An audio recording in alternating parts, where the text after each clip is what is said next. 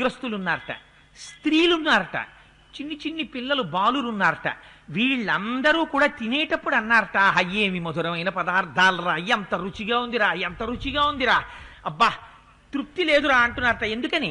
వాళ్ళందరూ వృద్ధులు.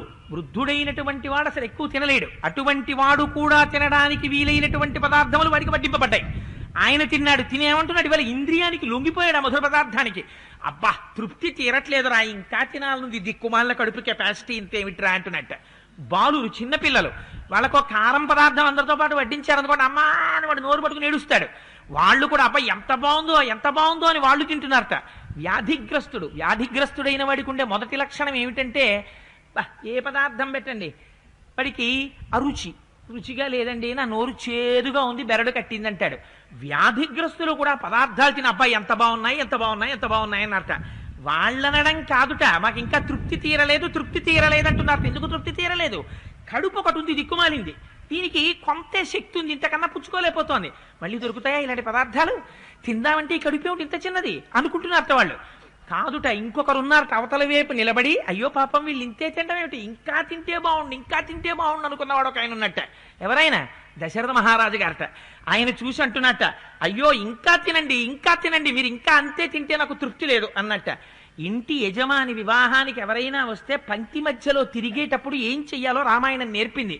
ఏమండి మీరేం అంత తక్కువ తింటున్నారే, ఒరే తాతగారికి ఒక బూరె పట్టుకొచ్చి వేయరా మెత్తడిది అని మాట్లాడాలి. కానీ ఓహో పళ్ళు ఉడిపోయేటండి మీకు అని వెళ్ళి మాట్లాడాలి కూడా ఎంత అసహ్యంగా ఉంటుంది. పంక్తిలో ఉన్నవాడి దగ్గరికి వెళ్ళి ఎంత అందంగా మాట్లాడాలో, అయ్యా మరి కొంచెం తినండి, ఏమంత తక్కువ తింటున్నారు, మీరు అలా తింటే నాకు తృప్తిగా లేదు, మీరు తినాలి ఇంకొంచెం అని ఎంత అందంగా మాట్లాడాలో అంతటి దశరథుడు, అంత యాగం చేస్తున్నవాడు, అంత దీక్షితుడు మహానుభావుడు వచ్చి వాళ్ళు తిని ఇంకా మాకు తృప్తి లేదు ఇంకా మాకు తృప్తి లేదని వాళ్ళు అంటుంటే, నాకు తృప్తి లేదు నాకు తృప్తి లేదు, మీరు ఇంకా తినాలి ఇంకా తినాలని దశరథ మహారాజు గారు అంటున్నారట.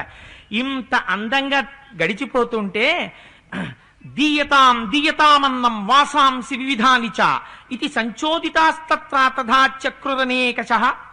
ఎక్కడ చూసినా ఒకటే అరుపులు వినపడుతున్నాయిట.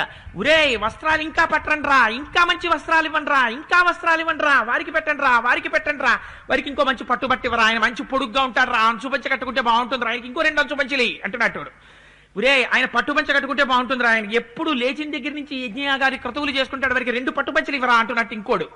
దీయతాం దీయతాం ఇవ్వండి ఇవ్వండి అంటున్నారట. ఇంకొక వైపు నుంచి పెట్టండి